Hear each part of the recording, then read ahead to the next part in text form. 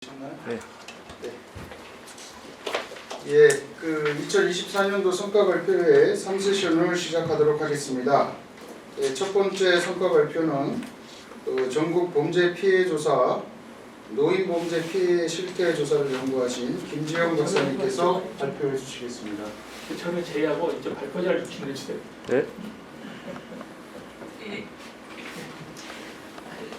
전국 범죄 피해 조사는 정례 조사로서 2년에 한 번씩 실시되고 그 정례 조사 사이사이에 그 청소년이나 상업 범죄 피해 조사가 실시되었습니다. 그래서 작년에 저희 연구원에서 이렇게 대규모 노인 범죄 피해를 조사한 적이 없는 것 같아서 제가 한번 시도해보고자 구성했는데요.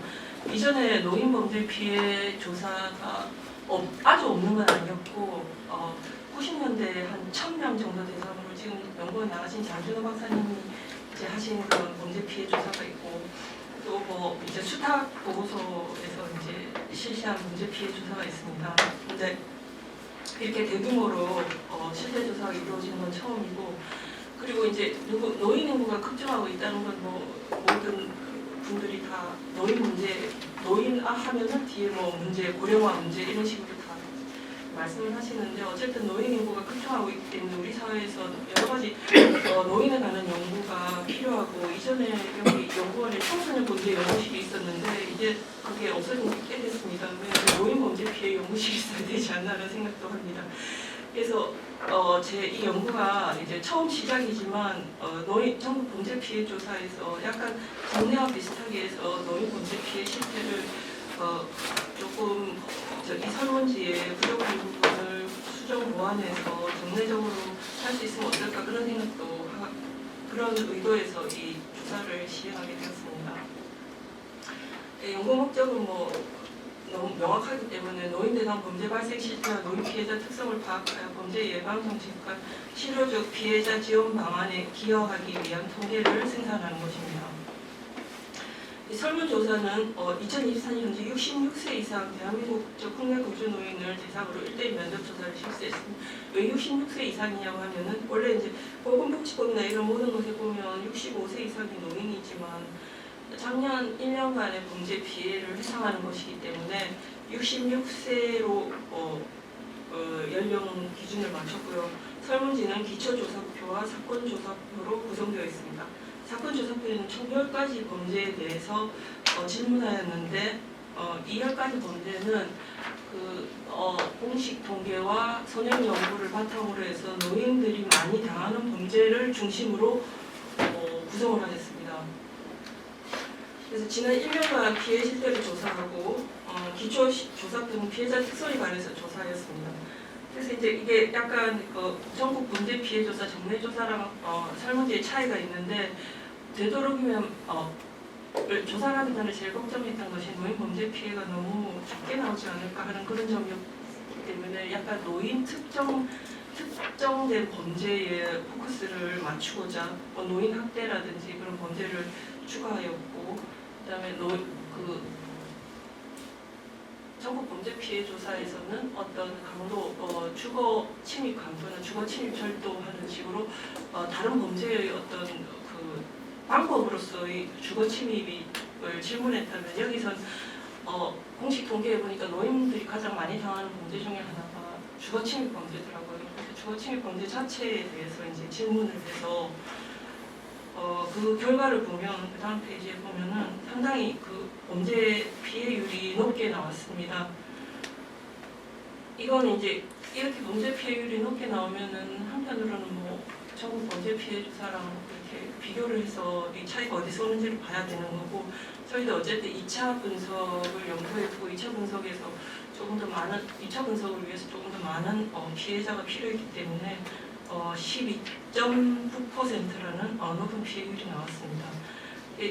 보면은 재산 범죄가 10.4, 폭력 범죄가 2.4%, 노인 학대가 1.6%로 나왔는데 이 재산 범죄 안에 주거 침입 범죄가 들어가 있습니다.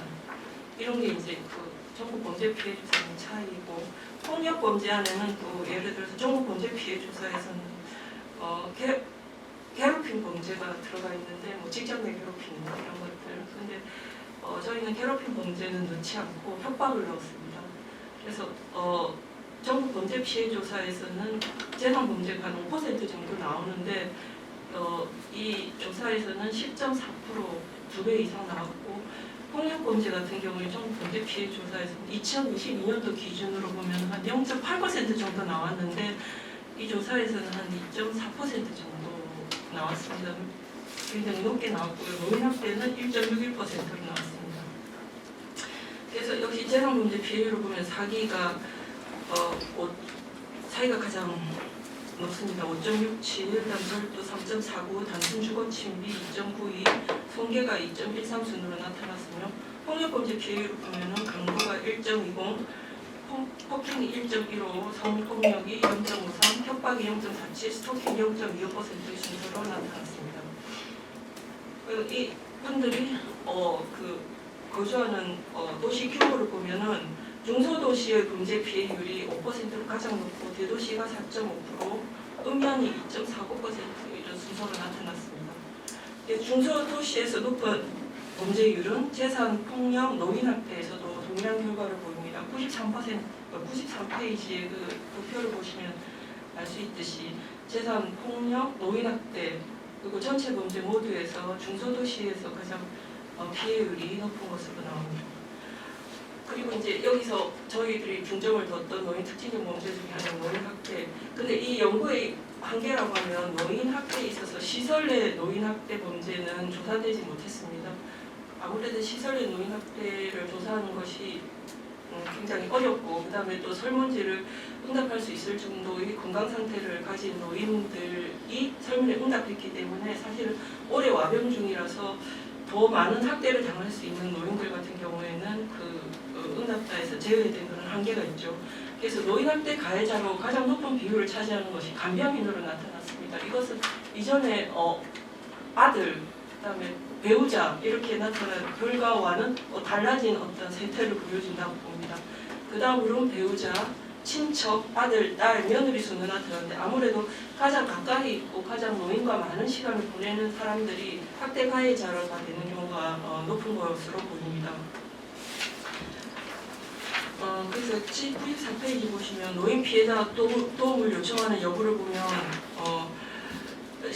전체 피해자의 16.7%만이 피해 사실을 알리거나 주위에 도움을 요청했고 재산범죄가 도움 요청 비율이 가장 높았으며 다음으로 폭력범죄가 7.5%, 학대범죄가 3.9%로 가장 낮았습니다. 우리가 예상할 수 있듯이 학대범죄는 아무래도 이제 계속 본인을 옆에서 케어해주는 사람이기 때문에 그 사실을 알리는 게 쉽지가 않은 것으로 보입니다. 또 본인의 건강 상태나 이런 문제도 있고 그래서 가장 노인 학대 범죄가 가장 신고율이 낮지 않나. 노인의 범죄 두려움을 보면 가구의 월 소득이 낮을수록 동거 가족이 없을수록 노인의 범죄 두려움은 높았습니다. 그래서 이것은 이제 노인이 경제적인 고립, 경제적인 어려움과 고립에 처했을 때 가장 본인의 범죄 두려움이 가장 높다는 것을 알 수 있었고 물리적 무질서와 사회적 무질서가 높은 지역에 거주할수록 범죄 두려움은 높고 이것은 이제 전국 범죄 피해 조사와 유사한 결과라고 할 수 있습니다. 이웃관계가 좋을수록 경찰에 대한 신뢰가 높을수록 범죄 두려움은 낮았습니다. 친구 및 이웃관계의 만족도가 높을수록 또 배우자와 자녀관계의 만족도가 높을수록 범죄 두려움은 낮았습니다. 근데 이것은 이제 어떤 원인과 결과라기보다는 어떤 상관관계로도 볼 수 있는 측면이 있다고 생각합니다. 그래서 노인 범죄 피해에 영향을 미치는 요인 이것도 이제 해석에 있어서 원인과 결과라기보다 어떤 상관관계로 정도로 이해해 주시면 될 것 같은데요. 재산 범죄와 폭력 범죄 피해는 이것은 약간 인과관계가 있는 것 같아요. 외부 활동이 자꾸 우리가 범죄에 있어가지고 아무래도 외부 활동이 자꾸 온라인 활동이 활발하고 이웃 관계가 친밀한 지역에 거주하는 노인일수록 재산 범죄하고 폭력 범죄 피해율이 높다고 나옵니다. 아무래도 사회 활동이 활발한 노인들일수록 온라인도 잘하고 이런 노인일수록 사기를 당한다든지 혹은 외부인들과 사이에 어떤 폭력 사태 이런 것도 많이 겪는 것 같아요. 노인 학대는 반대로 외부 활동 빈도가 적고 사회적 관계망이 단절된 노인일수록 피해율이 높은 것으로 나옵니다. 그래서 재산 범죄나 폭력 범죄와 달리 이웃 관계가 친밀한 지역에 거주하는 노인일수록 피해율이 낮은 것으로 나옵니다.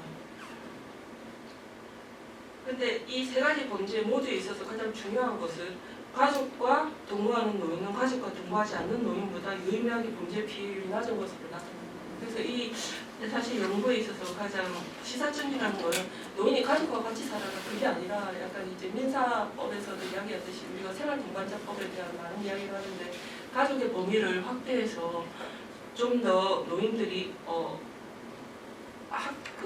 간병인과만 있는 상황이 아니라 다양한 가족의 형태로서 가족과 친구, 그다음에 뭐 다양한 관계에서 가족 관계를 이룰 수 있도록 하는 그런 법이 필요한 것이 아닌가 그런 생각이 들고요. 그리고 앞에서 나온 것처럼 경제적인 문제, 경제적인 어려움 이런 것이 범죄 두려움이나 그런 학대 같은 것에 가장 또 많은 영향을 미치지 않나 그런 결과를 생각을 하게 되었습니다. 정책 제언은